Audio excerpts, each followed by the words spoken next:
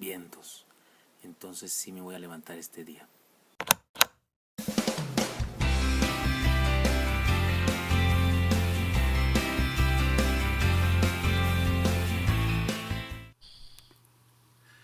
Dios los bendiga, soy el pastor Gilberto Gutiérrez de la Iglesia Bautista Oret de México DF. Me da mucho gusto saludarlos en este lunes 15 de agosto de 2016.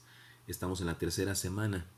No te rindas, es la parte de nuestro acróstico ganar. La letra N nos dice no te rindas, la disposición para seguir superando todas las pruebas. Estamos en el día 15 y la enseñanza de hoy es esta: que el temor no nos paralice. El pasaje que vamos a leer hoy nos presenta una disyuntiva: muertos de miedo o libres para vivir. Para encontrar la enseñanza, permítame introducirme de la siguiente manera. Dicen que para evitar el ataque mortal de un oso hay que hacerse el muerto, es decir, que para seguir vivos hay que parecer muertos. El problema es que con tanto miedo y hasta terror, si nos ataca un oso, resultaría bastante difícil aparentar estar muerto, ¿no es cierto? Estaremos temblando. Sin embargo, en algunas experiencias, el miedo es tan grande que nos paraliza. Y aunque no nos lo propongamos, parecemos muertos. En los siguientes devocionales estudiaremos una palabra que nos desafía a ser libres para vivir y no dejarnos matar por el miedo. Leamos el pasaje completo, el que vamos a estudiar durante esta semana, pero lo estudiaremos parte por parte en los devocionales subsiguientes. Dice así Apocalipsis capítulo 1 versículos 17 al 20.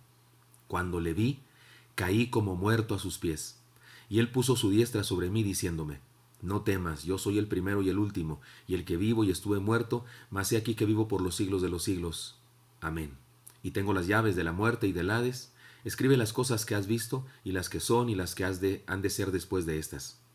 El misterio de las 7 estrellas que has visto en mi diestra, y de los 7 candeleros de oro. Las 7 estrellas son los ángeles de las 7 iglesias, y los 7 candeleros que has visto son las 7 iglesias. Apocalipsis 1, 17 al 22. Les comparto. Juan había conocido al Señor Jesucristo como su maestro. En Juan capítulo 1 versículos 35 y siguientes nos habla de eso. Después descubrió que era el Mesías. Luego lo vio morir como el Cordero de Dios. Juan fue testigo de la resurrección del Señor Jesucristo. Le vio resucitado. Y recibió de él encomienda de hacer discípulos, esa que aparece en Mateo 28, 18 al 20. Id y haced discípulos a todas las naciones. Y finalmente lo vio ascender al cielo.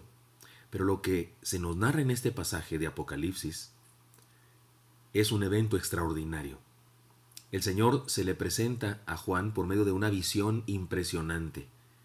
Se trata de una representación simbólica por medio de la cual el Señor quiere darse a conocer a los cristianos en tribulación, enfatizando sus atributos por medio de los cuales los puede salvar.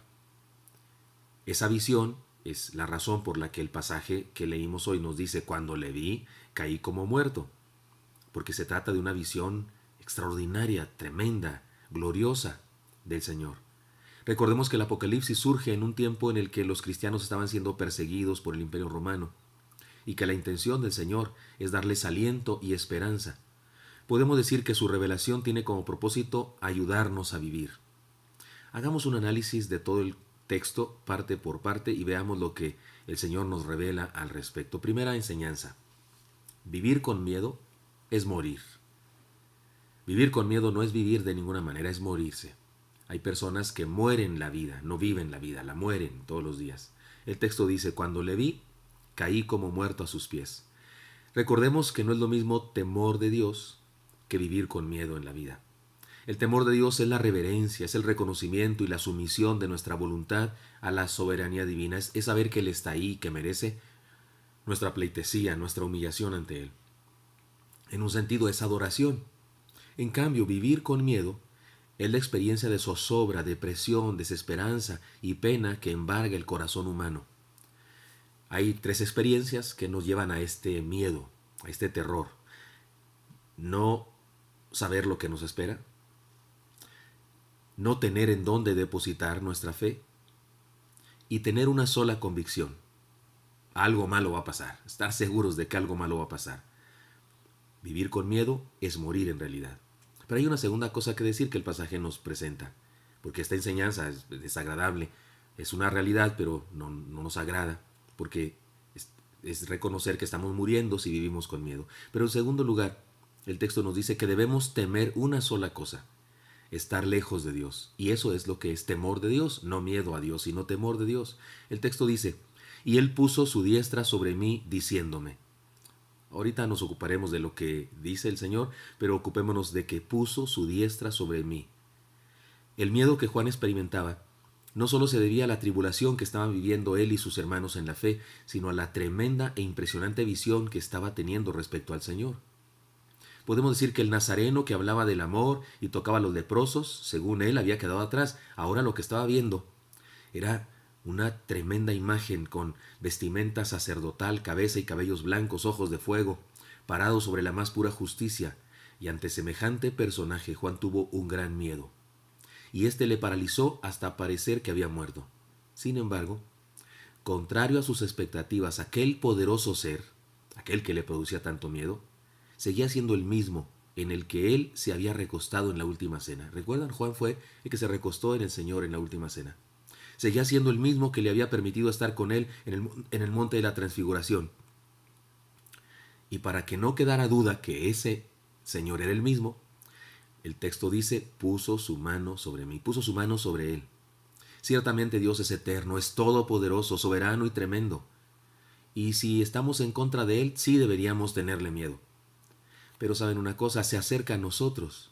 No es un Dios lejano, inalcanzable, que nos ignora. No, es un Dios que nos busca, se nos revela, es decir, se da a conocer a nosotros y desea tener compañerismo con nosotros, anhela tener compañerismo con nosotros, no porque nos necesite, sino porque sabe que le necesitamos y es un Dios lleno de amor.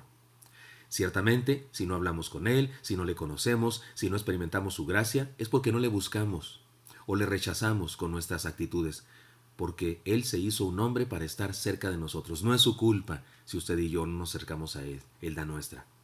Así que debemos tener miedo, pero no de Él. Debemos tener miedo de no estar cerca de Él y de su gracia. Una sola cosa debemos temer: no estar cerca de Dios. Y tercera enseñanza: debemos aspirar a una vida sin temor. El texto dice que este ser que tocó a Juan, que es Jesús mismo, le dijo: no temas. La orden es clara, la orden es clara.